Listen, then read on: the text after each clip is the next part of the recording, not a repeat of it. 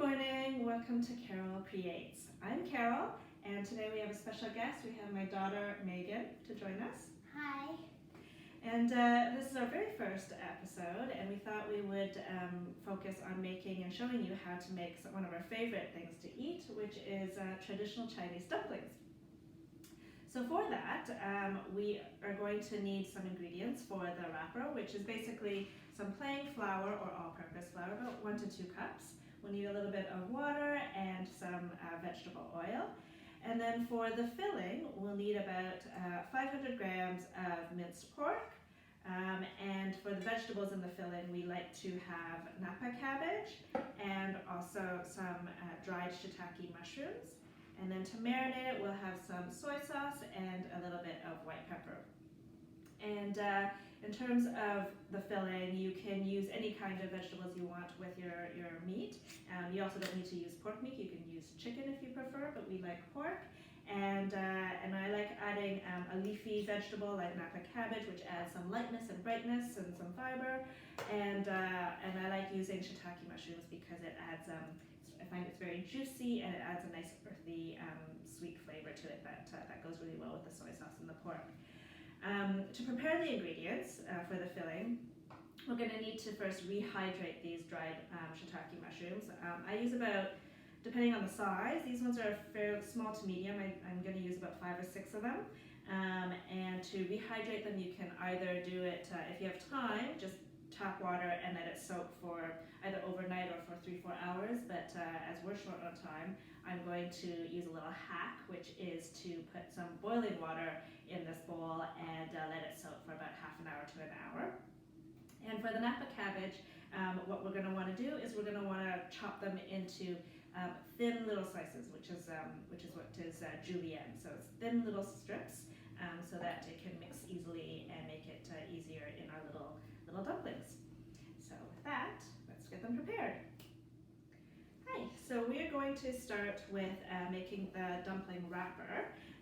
For this, we'll need about 1 to 2 cups of plain flour or all-purpose flour. And for today's purpose, I'm just going to eyeball it. We're going to start with about 1.5 cups. Depends on how much wrapping we want to make. But let's start with 1.5 cups of flour. Okay. Help you pour that into the bowl, Megan. Yeah. And then we're going to mix this with a little bit of water. So if you can just pour, I don't know, like maybe 2 tablespoons of water in here to start. Oops, another tablespoon, that's about 1, that's about 2. Okay, use the fork and let's start mixing. What we're going to want to do is we want to make it into kind of a dough-like consistency. So this is where it's a little bit of trial and error, and you just kind of go until you can see. So it's looking very, still very powdery, so let's add some more water, maybe about half that cup there.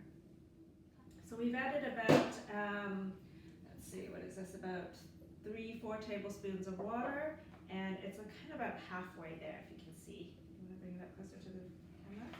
It's kind of this mottled texture. We're not quite there, so we're going to need to add a little bit more water.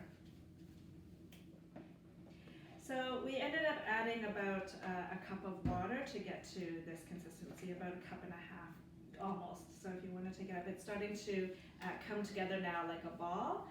And I think this is a point where now the fork is just getting a little sticky and it's not really working very well. So what we're going to do is we're going to clean the fork off and we're going to start using some good old-fashioned elbow grease. And we're going to try to bring it together by kneading it with our hands. So I'm going to show them how we do that. Yeah, you just basically flip the dough over and then push in with your heel, the heel of your palm.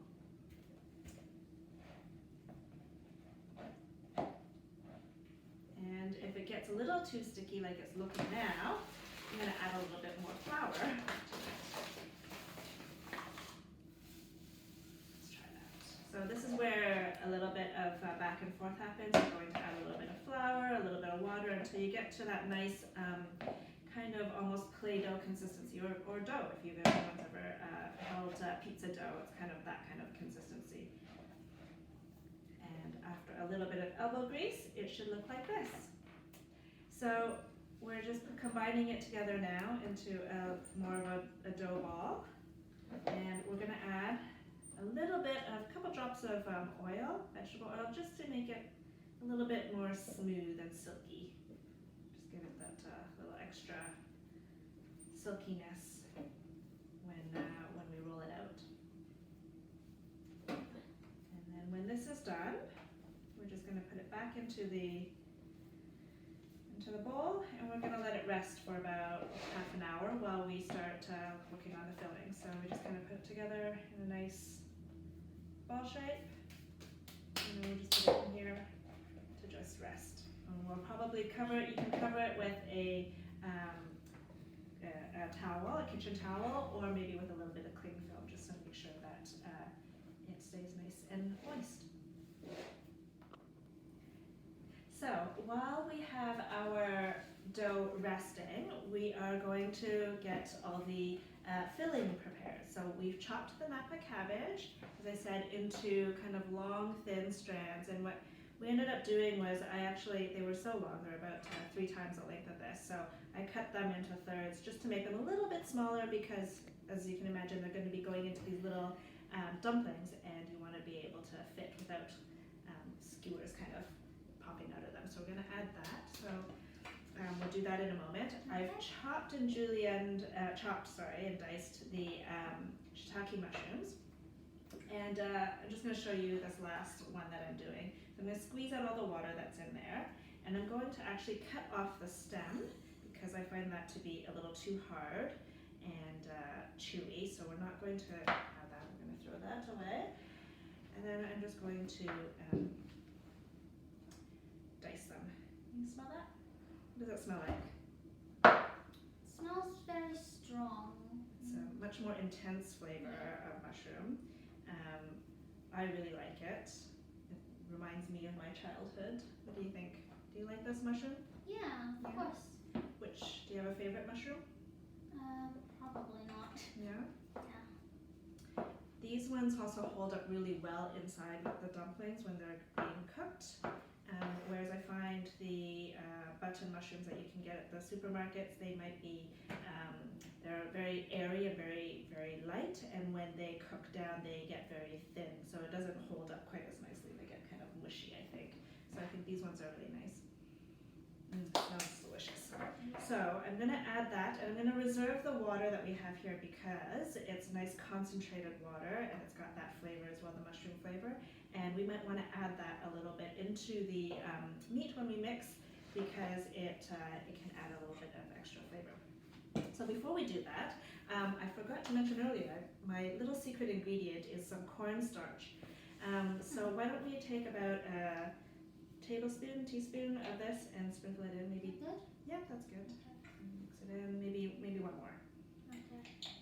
And the reason why I like putting cornstarch in here is I find that when we mix it in, it makes the meat a lot silkier. So what we're going to do is we're going to season it with some soy sauce. And soy sauce is basically salt. Not only does it add this lovely umami flavor, but it also, as you can imagine, when you have a lot of salty foods, it actually draws out a lot of the water from the meat. So what the cornstarch does is it kind of reabsorbs some of that liquid back into the meat and keeps it nice and juicy. That's interesting. Yeah, a little bit of chemistry, physics, chemistry.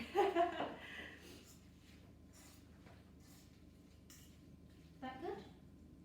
Yeah, I think that looks good. Let's add maybe a smidge more, a little bit more salt. So you actually need quite a bit of soy sauce, probably 3 tablespoons worth, because you're not only seasoning the meat, but you're also seasoning the vegetables, if you imagine that quantity. But you can also, if you prefer low sodium, you can also keep it low sodium because afterwards you can also add soy sauce on top to dip in. So let's add, excuse me, I'm going to add, do you want to help me add this in here? And we'll mix it. And the mushrooms. There you go, be careful. Thank you. Mushrooms. It's making my mouth water already.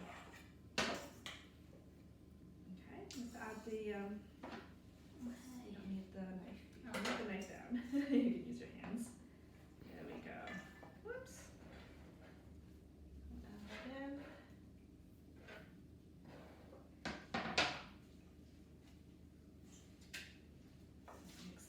together.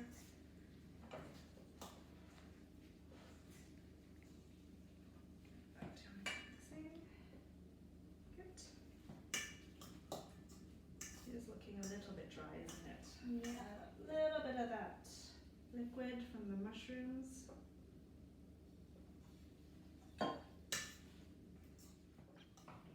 All right, let's get started on the wrapper. So Megan, if you can take the dough out. How's it looking? Good. Yeah. Bit sticky. Yeah. All right, let's see. Okay, it's quite nice. So it is a little sticky, so let's roll it into just a ball. A little disc, and then we're gonna flatten it out like a pie, a little bit of a pie, not too flat. Okay. Just kind of like a round pie, and what I'm going to ask you to do is cut this into 8 wedges. So this is the cutting Okay. edge. Okay. So 8 pieces. Could you use a knife for this? You can use a knife, yes. I have this little dough scraper, which I find really handy to use in the kitchen. So cut it into 8.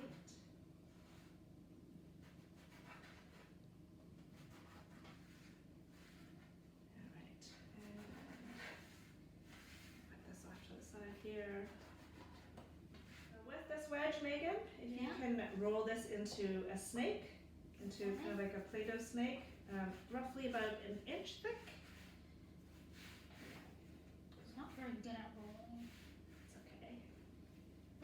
That looks good. That's perfect. So it looks like this, about an inch thick, about a little bit thicker than your finger, right?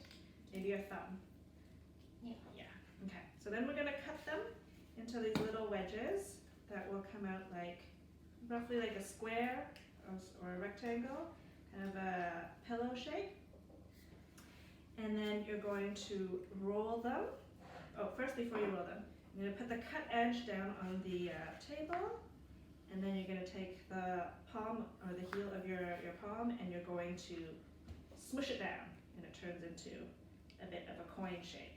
And from there, you're gonna take your I have a small rolling pin here, and we're going to roll it into the middle, and then when you roll it back out to the edge, you're gonna push a little bit further down, so it kind of comes out a little flatter, kind of like that. And then you're gonna turn the little disc around and do the same thing. Into the middle gently, and then out a little bit harder. Into the middle gently, out a bit harder. And you just do this all the way around until you have basically the shape of a dumpling wrapper. So I'm getting there. This is still a little bit small, so I'm gonna put a little bit more pressure. And if it gets sticky in the middle, we're going to add a little bit more flour. So just keep doing this. And a good friend of mine who taught me how to make these wrappers, she was such an expert at it. She was so good at it that she could do a wrapper in 3 turns. She was able to do it so fast. So as we get better, it'll become easier as we practice this. So it kind of looks something like this, maybe a smidge bigger. You want the middle to be a little bit thicker and the edges to be a little bit thinner, because we're going to be pinching the edges together, and you want the middle to be a bit thicker so that it can have more support when you add the filling. How's it coming, Megan? How's yours look? Mine looks like a square. So yes, it's a little uneven. They all look kind of, the ones that we have here are a little bit uneven, but that you want to go for an oval shape as much as you can. But that's also the charm of making homemade food. It is not done on a manufacturing line, and everything is a little bit uneven. And that's the charm of it too.